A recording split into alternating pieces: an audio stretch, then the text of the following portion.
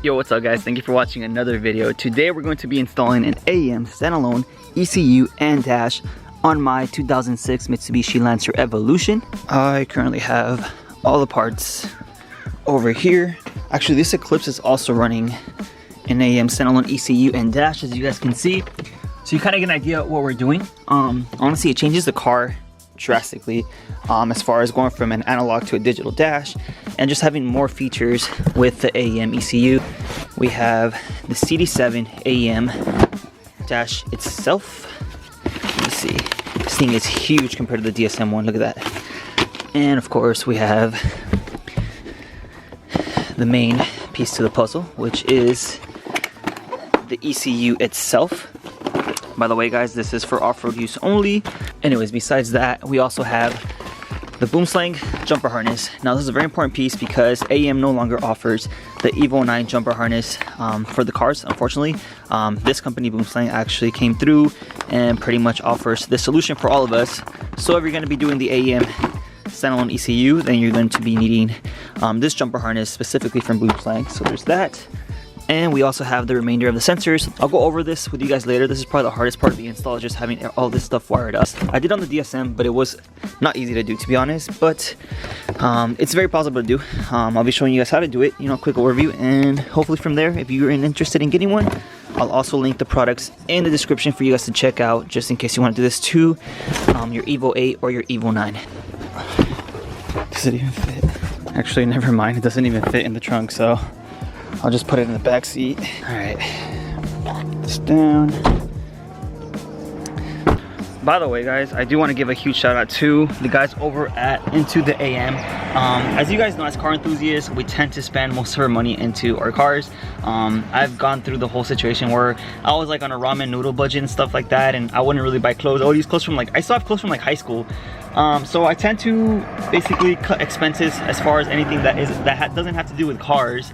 And well, one of the guys actually reached out and he's like, hey, we're willing to send you some stuff. They sent me some shirts, they sent me these joggers, which honestly fit my style really good. The quality is really nice, and honestly I wouldn't be telling you guys if I didn't like it. Honestly, I like this stuff. I'm super happy they hit me up because now I can wear more clothes. Sometimes in some videos you might even see me with wearing the same shirts and stuff like that to work on cars, but I do want to give a huge thanks because stuff like this is essential, and sometimes we overlook it because we want to spend all the money on our cars. So let's head over to BZ Moto. I'll put you guys on the GoPro view, and then we'll see what happens.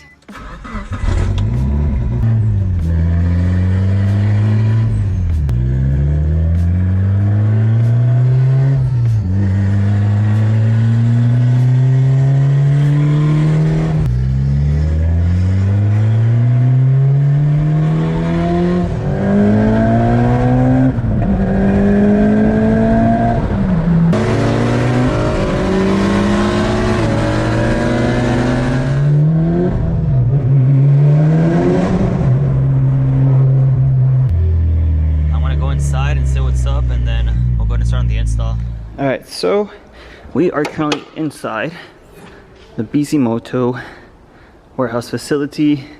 I have all the sensors pretty much ready. We're going to focus on these first. We do have to measure the sensor location all the way up to the ECU, so that's pretty much the complex part. Nothing too crazy, but I'm going to put you guys on the GoPro.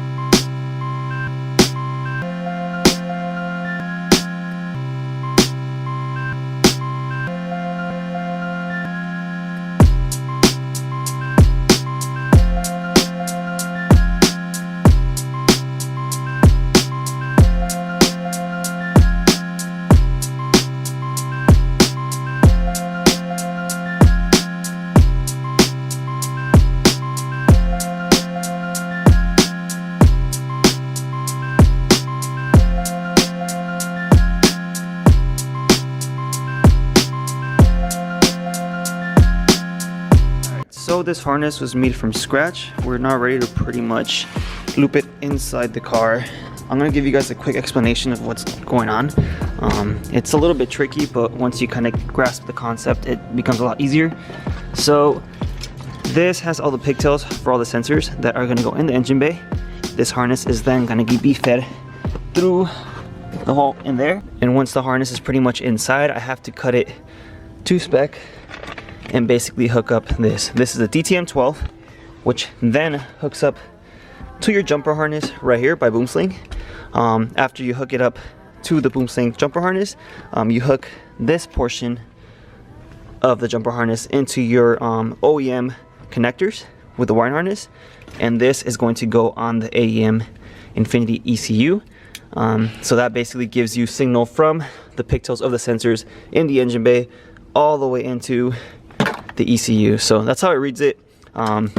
You do have to pretty much have all this pretty much done. I'll put you guys on the GoPro for that. And then once we have the DTM12, we're pretty much ready to start on the sensor placement inside the car.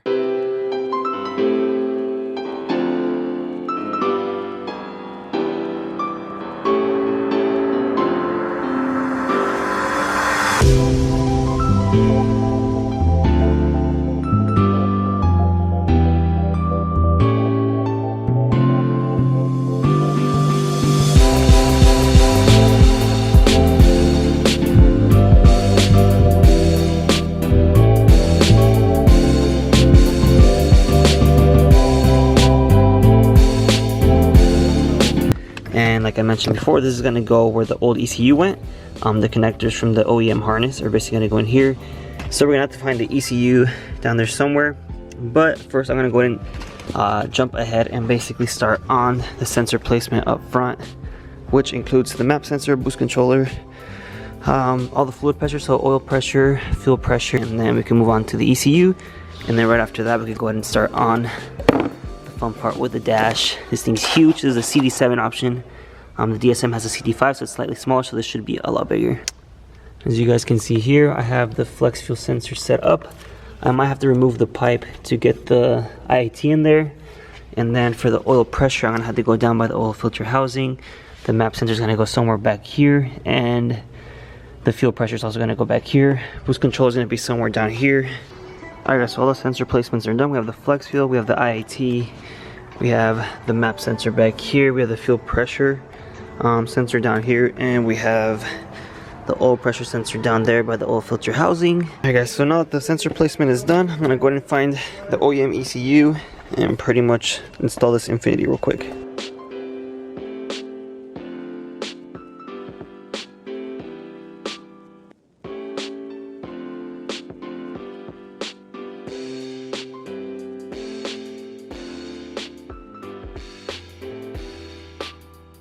We're now ready to pretty much install the CD7 AEM dash.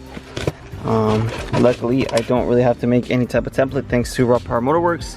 Jeff hooked it up with one of these, so this just gets put in place of the cluster, and then the CD7 goes on top of it. So let's go back on the GoPro, get this cluster out, and put this one.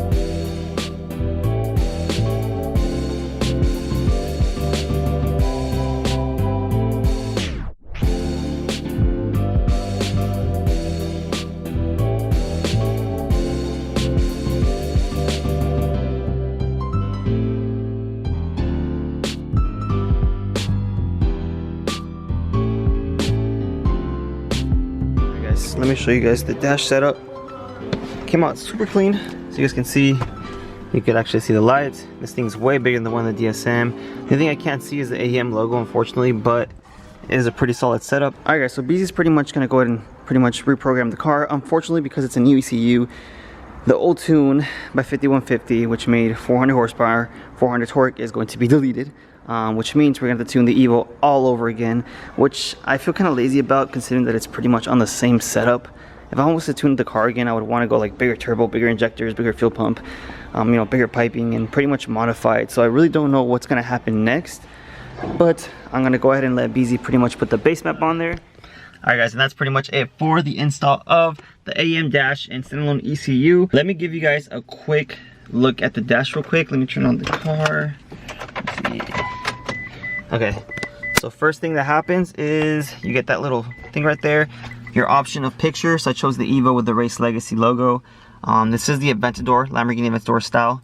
So you get the RPMs, you get the gearing, miles per hour, mileage, you get your air fuel ratio right here, so you no longer need any of these gauges.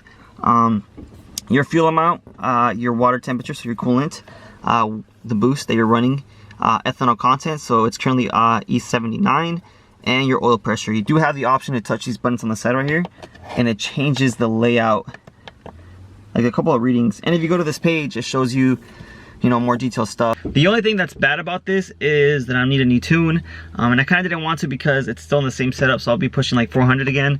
So I feel like it's kind of like a waste of money. Otherwise, the dash itself is huge. It's dope. It shows me all the functions. The standalone ECU just gives me a lot more tunability options as far as like tuning goes, I guess you can say. All the tuners I've met have always told me that having a standalone ECU gives them more freedom to basically do a lot more stuff with the car that normally a stock OEM ECU wouldn't be able to do. So I'll link the dash and the ECU on the description, and I'll also link the Into the AEM guys down there too, because they hooked it up with a couple shirts and some joggers. And I'll pretty much end the video here. I do support all you guys that always stick to the end. You know who you are. Make sure you like, comment, subscribe, and I'll see you on the next one.